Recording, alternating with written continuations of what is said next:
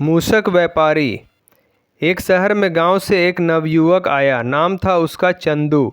वह बहुत कुछ करना चाहता था, व्यापारी बनना चाहता था, परंतु उसके पास व्यापार आरंभ करने के लिए धन नहीं था। एक दिन बाजार में दो सफल व्यापारी बात करते जा रहे थे। चंदू उनके पीछे उनकी बातचीत सुनता चलने लगा, यह सोचकर कि शायद इनसे व्यापार का कोई गुण सीखने को मिल जाए। एक व्यापारी कह रहा था, व्यापार करने के लिए धन की नहीं बल्कि लगन और चतुराई की जरूरत होती है। कोई चाहे तो वह जो कूड़े पर मरा चूहा पड़ा है उससे भी व्यापार शुरू किया जा सकता है। चंदू ने कूड़े पर पड़े चूहे को देखा। वह सोचने लगा कि क्या सचमुच इस मरे चूहे से व्यापार शुरू किया जा सकता है। लगन और चतुराई तो है मुझ में। बस उसने जाकर वह मरा हुआ चूहा उठा लिया। तभी एक सेठ अपनी बिल्ली को गोद में उठाए उधर से गुजरा। चंदू के दिमाग में एक तरकीब आई। वह चूहा उठाए उस सेठ के आगे आगे चलने लगा। सेठ की बिल्ली चूहे को देखकर उतावली हो गई। वह म्याऊं म्याऊं करने लगी और कुलबुलाने लगी। सेठ ने युवक से कहा, क्यों भाई, यह चूहा बेचोगे? चंदू ने कुछ देर सोचने का नाटक किया। अंत में वह तैयार हो गया। सेठ ने उसे एक सिक्का दिया। चंदू सिक्का लेकर आगे चला। इस एक सिक्के से क्या किया जाए? तभी उसे आगे एक प्याऊ नजर आई। लोग पानी पीकर प्याऊ वाले को धन्यवाद देते जा रहे थे। कुछ उसे पाइयाँ भी दे रहे थे। यह देखकर चंदू ने सोचा कि क्यों न यही काम किया जाए। यह सोचकर चंदू ने एक घड़ा खरीदा और उसमें पानी भरकर खेतों के निकट बैठ गया। थके प्यासे किसानों ने उसका ठंडा पानी पिया।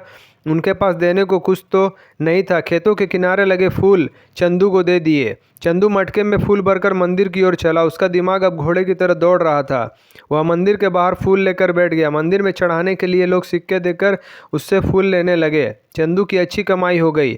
अब चंदू दोपहर को किसानों को पानी पिलाकर उनसे फूल पाता और शाम को मंदिर में बेचकर पैसे कमाता।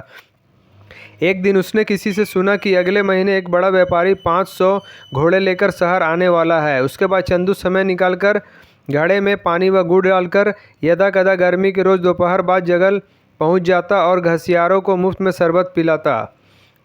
घसियारे उसके बहुत आभारी हो गए थे। वे उसकी सेवा के बदले उसके लिए कुछ करना चंदू उन्हें टाल देता, कहता समय आएगा तो मौका दूंगा। व्यापारी के आने की पहली शाम चंदू घसियारों के पास गया और अपनी सारी जमा पूंजी देकर बोला, आज जितनी घास आपने काटनी है वो मुझे बेच दो। घसियारे तुरंत मान गए।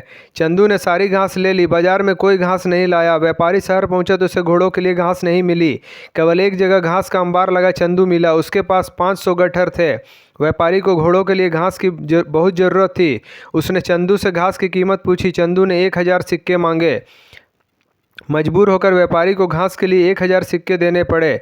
कुछ ही दिनों बाद एक जहाज माल लेकर आया। नगर के व्यापारियों के दल के पहुंचने से पहले ही चंदू जहाज के व्यापारी के पास पहुंच गया और उसने 1000 सिक्के अग्रिम देकर जहाज का सारा माल खरीद लिया।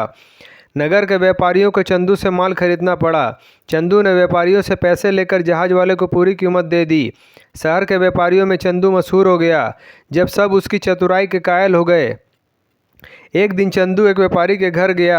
यह वही व्यापारी था जिसकी बात सुनकर चंदू ने मरे चूहे से अपना कारोबार शुरू किया था। व्यापारी के घर पहुंचकर उसने एक सोने का चूहा उसके सामने रखा और बोला, आप मेरे गुरु हैं। यह सोने का चूहा गुरु दक्षिणा के रूप में स्वीकार कीजिए। चंदू ने मरे चूहे से लेकर अब तक की सारी कहानी उसे सुना दी। व्यापारी चकित रह गया। उसने शरबत मंगवाकर चंदू को पिलाया और बोला, चंदू, तुम्हारे जैसे योग्य युवक को मैं खोना नहीं चाहता। मेरी विवाह योग्य सुंदर और सुशील बेटी है। तुमसे योग्य वर उसके लिए नहीं मिल सकता। मुझे गुरु दक्षिणा के रूप में यही संबंध चाहिए। चंदू ने रिश्ता सहर्ष स्वीकार कर लिया और उसी सेठ की बेटी से उसका विवाह हो गया। सीख, मेहनत, लगन और चतुराई से किसी भी कार्य में सफलता प्राप्त की जा सकती है। दोस्तों, आपको हमारा वीडियो पसंद आया हो तो लाइक करें, शेयर करें, सब्सक्राइब करें, बेल आइकन जरूर दबाएं। धन्यवाद।